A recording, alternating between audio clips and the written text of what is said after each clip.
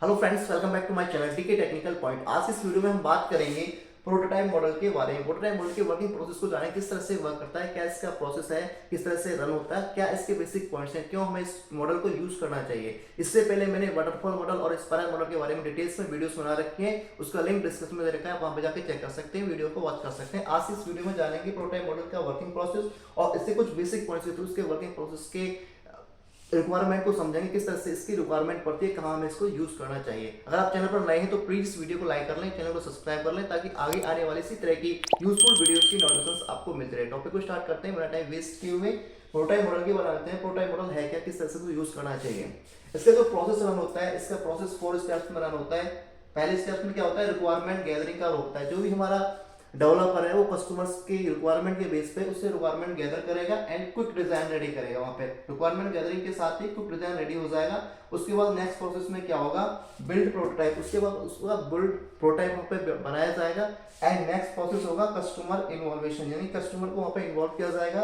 And अगर customer को design दिखाया जाएगा, वहां पे कस्टमर सेटिस्फाई हो जाएगा, कस्टमर कह देगा ओके, यानी कस्टमर एक्सेप्ट कर लेगा इस जो हमने वहां पे डमी, इस तरह से सॉफ्टवेयर की ये डमी होती है। जैसे मान लो हम कोई घर का नक्शा बनवाते हैं, घर बनवाते हैं, उससे पहले नक्शा बनवाते हैं, तो उस नक्शे को अगर कस्टमर सेटिस्फाई होता है तभी हम घर का वो करते हैं, आगे उसमें प्रोसेस करते हैं। इसी तरह से ये भी एक सॉफ्टवेयर की जो हमारा प्रोजेक्ट है उसकी डमी होती है। डमी यहाँ पे कस्टमर को दिखाएंगे हम, कस्टमर कह देगा ओके, तब हम इसका डिजाइन करेंगे एंड कोडिंग करेंगे, टेस्टिंग करेंगे, देन इसमें मेंटेनेंस का वर्क करेंगे। अगर यहाँ पे कस्टमर सेटिस्फाइड नहीं है, इस जो भी हमने वहां पर उसको डमी दिखाई, जो भी हमारे प्रोजेक्ट की डमी है, तो वहां पे क्या होगा, रिव्यू एंड अपडेट। उसको फिर रिव्यू किया जाएगा कस्टमर के रिक्वायरमेंट के हिसाब से एंड फिर अगेन वो प्रोसेस दोबारा से स्टार्ट होगा। यानी कि जब तक कस्टमर यहाँ पे सेटिस्फाइड नहीं होगा तब तक ये प्रोसेस चलता रहेगा। जो हमने डमी बनाई है, यहाँ पे कस्टमर सेटिस्फाइड है तो ठीक है, डिजाइन होगी, कोडिंग होगी, टेस्टिंग और मेंटेनेंस का वर्क उसमें हो जाएगा।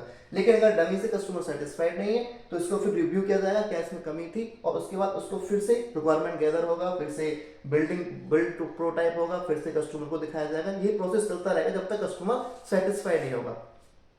अब जो कुछ बेसिक पॉइंट्स है उनको जान लेते हैं।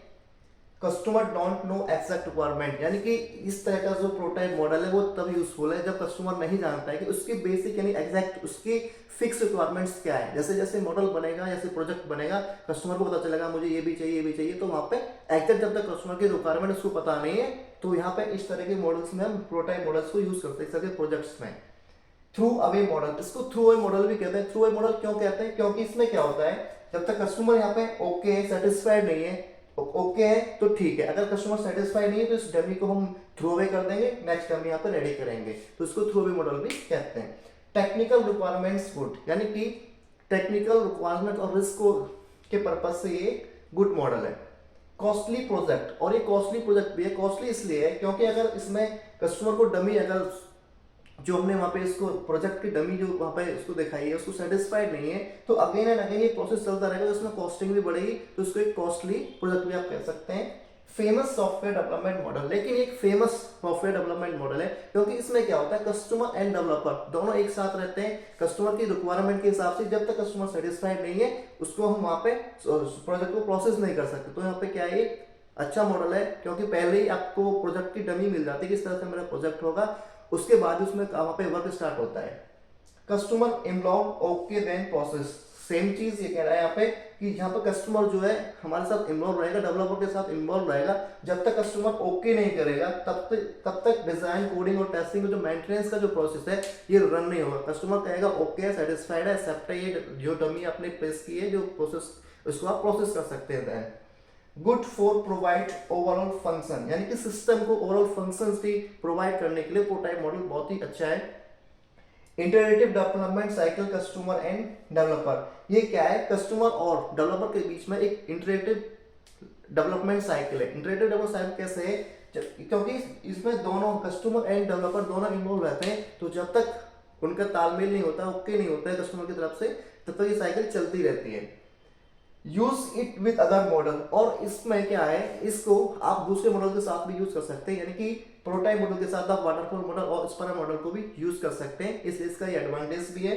Developer can use it again and again for same project, यानी कि इसमें क्या है, जैसे कोई भी आपने प्रोजेक्ट बन पाया, कस्टमर ने उसकी डमी बनाई, आप सेटिस्फाइड हो गए, आपका प्रोजेक्ट बन गया। उसके बाद क्या, सेम रिक्वायरमेंट अगर किसी दूसरे कस्टमर्स की आती है तो जो डेवलपर है इस डमी का यूज कर सकता है किसी अदर सेम उसके लिए प्रोजेक्ट के लिए भी। तो यहाँ पे ये भी इसका एक प्लस पॉइंट है, डेवलपर को अगेन दोबारा मेहनत करने की जरूरत नहीं है, सेम डमी को वो दूसरे कस्टमर को दिखा सकता है और उसके हिसाब से उसके सॉफ्टवेयर को या प्रोजेक्ट को उसको वहाँ पे रेडी कर सकता है। इस तरह से हमने यहाँ पे जाना प्रोटोटाइप मॉडल के बारे में। प्रोटोटाइप मॉडल किस तरह से वर्क करता है, मैंने इसका जो वर्क है, इसकी फंक्शनलिटी जो है बहुत ही क्विक फास्ट प्रोसेस है। इसमें डेवलपर जो है बहुत ही फास्ट इसकी डमी रेडी करता है और जैसे ही डमी ओके हो जाती है तो बहुत ही फास्ट वो अपने जो प्रोजेक्ट है उसको इंप्लीमेंट कर देता है, यानी कि बहुत ही जल्दी ये प्रोजेक्ट को प्रोसेस में ला देता है। इसका बेसिक पॉइंट्स क्या है, इसमें कस्टमर की रिक्वायरमेंट गैदरिंग की जाती है, उसके बाद क्विक डिजाइन रेडी होती है और उसके बाद प्रोटोटाइप बोल्ड किया जाता है डेवलपर के द्वारा। उसके बाद कस्टमर का इन्वॉल्यूशन होता है, कस्टमर इसमें इन्वॉल्व होता है।